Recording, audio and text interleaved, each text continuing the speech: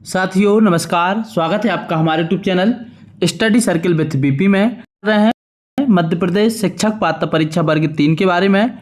और हम जो पढ़ने वाले हैं वह पढ़ रहे हैं वर्ष 2022 में जो वर्ग 3 का पेपर हुआ था उसके पेपर को हल कर रहे हैं। उस पेपर में आज हम देखेंगे 8 मार्च 2022 का जो पेपर था शिफ्ट नंबर 2 में, उसमें पूछी गई हिंदी पेडागोजी को। हिंदी पेडागोजी का ये जो वीडियो है यह आपका 8वां वीडियो है। इसके पहले के 7 से 8 वीडियो आपको जो है हमारे चैनल पर मिल जाएंगे, तो आप वहां पर जाके देख सकते हैं पूरे। यदि आप पेडागोजी के ओल्ड पेपर देख लेते हैं तो आपको काफ़ी अधिक हेल्प मिलने वाली है वर्ग 3 की तैयारी में। इसके अलावा जहां भी आपसे हिंदी पेडागोजी पूछी जाएगी हर जगह आपको हेल्प मिलेगी। शुरू करते हैं आज का वीडियो, बढ़ते हैं आज के पहले प्रश्न की तरफ। इससे पहले आप सभी से रिक्वेस्ट है, वीडियो पसंद आए तो इसको जरूर लाइक कर लें, साथ ही हमारे चैनल को सब्सक्राइब कर लें। आज का हमारा पहला प्रश्न है, भाषा कौशलों के संदर्भ में कौन सा कथन उचित है। जो भाषा कौशल है, हमारे भाषा कौशल होते हैं LSRW, listening, speaking, reading, writing. इन भाषा कौशल में कौन सा कथन उचित है। ऑप्शन दिए गए हैं, भाषा कौशलों के विकास में अभ्यास की अपेक्षा भाषिक नियमों का ज्ञान जरूरी है। विद्यालय में केवल, जहाँ केवल शब्द आ जाए उसको तो हमको हटा ही देना है। केवल पढ़ना लिखना कौशलों पर ही बल देना चाहिए, ऐसा बिल्कुल नहीं है। बच्चे केवल सुनना बोलना पढ़ना लिखना कौशल क्रम से ही सीखते हैं, ऐसा बिल्कुल नहीं है। भाषा कौशलों के विकास में अभ्यास की अपेक्षा भाषिक नियमों पर, शुरू में ही यदि हम नियम पर ज़्यादा जोर देंगे तो भाषा नहीं सीख पाएंगे। यदि सही तरीके से देखा जाए तो इस प्रश्न का जो राइट उत्तर है वह है ऑप्शन नंबर डी, चारों जो हमारे कौशल हैं LSRW। L for listening Shravan Kaushal, S for speaking वाचन कौशल, R फॉर रीडिंग पठन कौशल, W फॉर राइटिंग लेखन कौशल।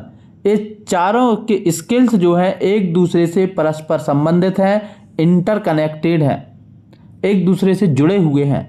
जब हम ये चारों एक साथ करते हैं तब जाके हम भाषा सीखते हैं। इसलिए इस प्रश्न का जो उत्तर है ऑप्शन नंबर डी। बढ़ते हैं हम अपने अगले प्रश्न की तरफ। हमारा अगला प्रश्न है, पाठचर्या सहगामी क्रियाएं जैसे गीत, संवाद, अंताक्षरी, भाषण, वाद विवाद आदि खाली स्थान में सहायक हैं। भाषा और साहित्य को समझने, समय और श्रम की बचत करने, अधिक अंक प्राप्त करने या शिक्षक के कार्यभार को कम करने। तो जो 3 ऑप्शन हमको दिख रहे हैं बी, सी और डी, ये तीनों ऑप्शन तो लगभग गलत हैं। सही उत्तर है भाषा और साहित्य को समझने के लिए जो है ये सभी हमें ज़रूरी है। इसीलिए हमें ये सारी क्रियाएं स्कूल में बच्चों से करवाती रहनी चाहिए। इस प्रश्न का जो राइट उत्तर होगा प्रश्न नंबर 2 का। बढ़ते हैं हम अपने अगले प्रश्न की तरफ। हमारा अगला प्रश्न है, इस प्रश्न का उत्तर है ऑप्शन नंबर ए। अगला प्रश्न है हमारा, मनिका। मनिका 8वीं कक्षा में हिंदी भाषा पढ़ाती हैं। मनिका एक शिक्षिका है जो कक्षा 8 में है और हिंदी भाषा पढ़ाती हैं। कविता में भाव के बारे में बातचीत करते समय आप उन्हें किस बात के प्रति सचेत रहने की सलाह देंगे। जब जो मनिका एक शिक्षिका है, पढ़ा रही हैं, वह कविता पढ़ा रही हैं, एक भाषा शिक्षण के नाते आप उनको किस बात के प्रति सचेत रहने की सलाह देंगे। ऑप्शन है, कविता के गद्य में परिवर्तित करवाने वाली गतिविधि कविता शिक्षण का अनिवार्य पक्ष है। कविता की भाषा व्याकरण पर विशेष बल दिया जाए। कविता में अलंकार रस पर विशेष बल दिया जाए। जहाँ पर बल देने की बात आए हमको कहीं पर भी विशेष जोर नहीं देना है। कोई पक्ष अनिवार्य नहीं है, सभी पक्ष अनिवार्य हैं। लेकिन इस प्रश्न का जो राइट उत्तर है वह है, कविता का एक निश्चित भाव अर्थ नहीं हो सकता। हर कविता का जो कविता है उसका एक अलग ही अर्थ होता है। जितने लोग उसका अर्थ बताएंगे सबके संदर्भ अलग अलग होंगे और सबका अर्थ अलग अलग निकलेगा, मूल पाठ भले ही एक हो। इसलिए इस प्रश्न का जो उत्तर है वह है ऑप्शन नंबर डी। हमारा अगला प्रश्न है, सुलेखा ने पाठ को सुलेखा ने पाठ को पढ़ते हुए जीवन को जिंदगी पढ़ा। यह इस ओर संकेत करता है कि, किस ओर संकेत करता है? उसे अक्षरों की पहचान में भ्रम हो जाता है। उसे केवल पठन अभ्यास ही बहुत आवश्यक है। सुलेखा ध्यान से नहीं पढ़ती। यह अक्षर पहचान की बजाय अर्थ को समझते हुए पढ़ रही हैं। तो अब हमको बताना है, सुलेखा जो एक स्टूडेंट हैं, उन्होंने जीवन को जिंदगी पढ़ दिया है। इसमें से कौन सा उत्तर आपका सही होगा? प्रश्न नंबर 4 का तो जो सही उत्तर है वह है आपका ऑप्शन नंबर डी। यह अक्षर पहचान की बजाय अर्थ को समझते हुए पढ़ रही हैं, क्योंकि अक्षर जब हम पहचान के लिए बोलते हैं तो हम केवल पढ़ते जाते हैं, लेकिन जब समझ के पढ़ते हैं तो जो लिखा है उसके शब्दों के अर्थों को भी समझते हुए हम आगे बढ़ते हैं। इस प्रश्न का राइट उत्तर है ऑप्शन नंबर डी। बढ़ते हैं हम अपने अगले प्रश्न पर। हमारा अगला प्रश्न है, भाषा शिक्षण का कार्य है भाषा विषयक जटिल आदतों व निर्माण करना। जटिल आदतों का निर्माण करना, यह कथन किसका है? भाषा शिक्षण का कार्य भाषा विषयक जटिल आदतों व उसका निर्माण करना, यह जो कथन है, यह कथन दिया है रॉबर्ट लार्डो ने। ये वन लाइनर फैक्ट है, आप इसको बिल्कुल सीधे ऐसे ही याद कर लें। ऐसे फैक्ट भी हमसे पूछे जाते हैं कि भाषा विषयक जटिल आदतों जो है जटिल आदतों का निर्माण करना, यह कथन जो दिया है, यह दिया है रॉबर्ट लार्डो ने। इसको आप याद रखें। बढ़ते हैं अगले प्रश्न पर। अगला प्रश्न है, किसी प्रदेश विशेष में बोले जाने वाली भाषा को आप क्या कहेंगे? या किसी प्रदेश विशेष में बोले जाने वाली भाषा क्या कहलाती है? राष्ट्रभाषा, मातृभाषा, क्षेत्रीय भाषा या प्रादेशिक भाषा या अंतर्राष्ट्रीय भाषा? तो जो इस प्रश्न का उत्तर है, राष्ट्रभाषा पूरे देश में बोली जाएगी। मातृभाषा हमारी माँ के द्वारा बोली जाने वाली भाषा है, जो हमारे वहाँ बोली जाती है। किसी प्रदेश विशेष में जो भाषा बोली जाती है उस भाषा को बोलते हैं क्षेत्रीय भाषा या प्रादेशिक भाषा। ऑप्शन नंबर सी हमारा राइट उत्तर है। बढ़ते हैं अगले प्रश्न की तरफ। उससे पहले आप सभी से रिक्वेस्ट है, वीडियो पसंद आ रहा है तो इसको लाइक कर लें, साथ ही चैनल को सब्सक्राइब कर लें।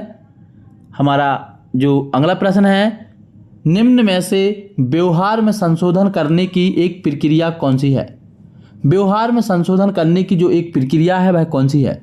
भाषा, पढ़ना, मातृभाषा या अधिग्रहण? प्रश्न नंबर 7 इसका सही उत्तर है व्यवहार परिवर्तन की जो प्रक्रिया है वह है आपकी ऑप्शन नंबर डी, अधिग्रहण। अधिग्रहण मतलब होता है किसी भी चीज़ को सीखना। जब हम किसी भी चीज़ को सीखते हैं तो उससे हमारा व्यवहार बदल जाता है। ऑप्शन नंबर डी हमारा राइट उत्तर है। बढ़ते हैं हम अगले प्रश्न की तरफ। हमारा जो अगला प्रश्न है,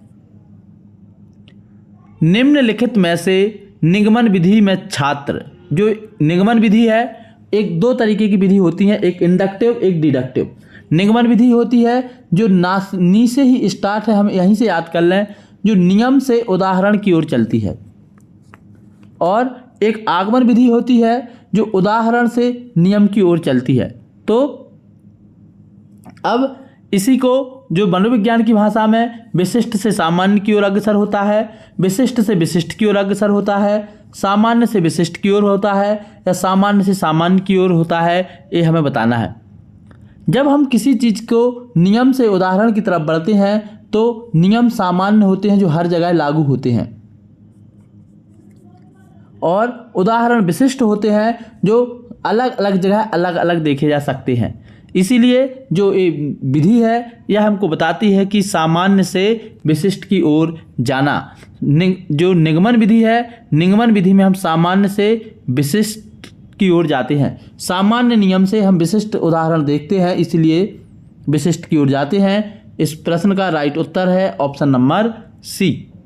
बढ़ते हैं अगले प्रश्न की तरफ। हमारा अगला प्रश्न है, निम्न में से इकाई विधि के सोपान कितने हैं? इकाई विधि के हमको सोपान बताने हैं कि इकाई विधि के कितने सोपान होते हैं। इस प्रश्न का जो राइट उत्तर है वह है ऑप्शन नंबर ए, 5। इकाई विधि के 5 सोपान होते हैं, जिसमें पहले नंबर पे आता है आपका चयन। इसको भी आप देख लें, एक होता है चयन, दूसरे नंबर पे आता है व्यवस्था, तीसरे नंबर पर आपका आता है अनुक्रमण, और चौथे नंबर पे आता है मूल्यांकन, और पांचवें नंबर पे आपका आता है पुनरावृत्ति। तो इस तरीके से जो आपके इकाई विधि है उसके 5 सोपान होते हैं। ऑप्शन नंबर ए हमारा राइट उत्तर है। बढ़ते हैं हम अपने अगले प्रश्न की तरफ। हमारा आज का अगला प्रश्न है, निम्न में से जो है हमारा प्रश्न है, निम्न में से दल शिक्षण में शिक्षकों की संख्या कितनी होती है। जो दल शिक्षण है इनमें शिक्षकों की संख्या कितनी होती है हमको बताना है। दल मतलब होता है समूह, समूह या ग्रुप। जब हम ग्रुप में स्टडी करते हैं तो उसमें शिक्षकों की संख्या कितनी होती है। शिक्षकों का अभाव होता है, केवल एक शिक्षक होता है, शिक्षक एवं शिक्षिका दोनों ही 50-50 होते हैं, एक से अधिक होती है। तो प्रश्न नंबर 10 का जो राइट उत्तर है वह है आपका एक से अधिक होती है। शिक्षकों का ना तो अभाव होता है ना ही एक शिक्षक होता है। हमको ध्यान रखना है, केवल शब्द तो एक नकारात्मक भाव देता है, इसको तो जहां भी दिखे तुरंत इसको अलग कर देना है।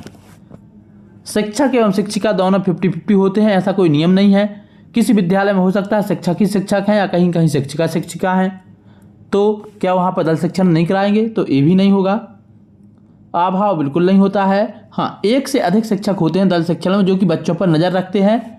जितने भी शिक्षक हों, एक शिक्षक भी हो सकता है, एक से अधिक भी हो सकते हैं। इस प्रश्न का उत्तर है ऑप्शन नंबर डी। बढ़ते हैं हम अपने अगले प्रश्न की तरफ। हमारा अगला प्रश्न है, भाषा सीखने के संदर्भ में कौन सा कथन सही है। व्याकरण का ज्ञान भाषा प्रयोग की कुशलता का एकमात्र सुनिश्चित मानदंड है। मानक भाषा के प्रयोग पर अत्यधिक बल देना चाहिए। बच्चों में भाषा सीखने की जन्मजात क्षमता होती है। भाषा सीखना भाषा की कक्षा में ही संभव है। हमको सही कथन बताना है कि सही कथन कौन सा है। तो यहाँ पे हम देख पाएंगे कि ऐसा बिल्कुल भी नहीं है कि भाषा प्रयोग की कुशलता एक जो है व्याकरण से ही भाषा की कुशलता आएगी। हमारे ज़माने से कुछ ज़माने पहले हमारे दादा दादी ने तो स्कूल का मुँह भी नहीं देखा, फिर भी वह बहुत अच्छी भाषा का प्रयोग करते थे।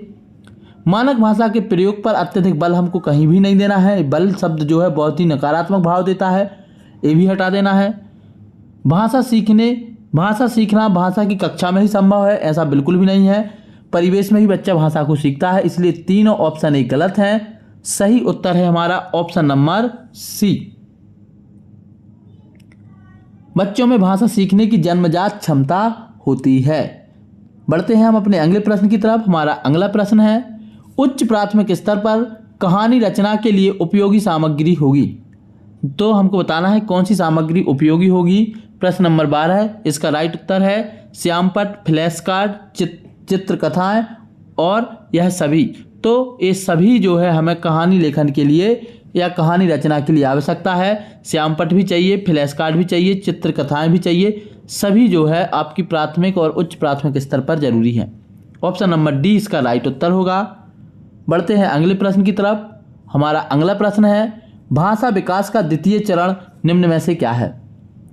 शुरुआत में ही हमने भाषा विकास के आपको चरण बताए थे। भाषा विकास के 4 चरण होते हैं।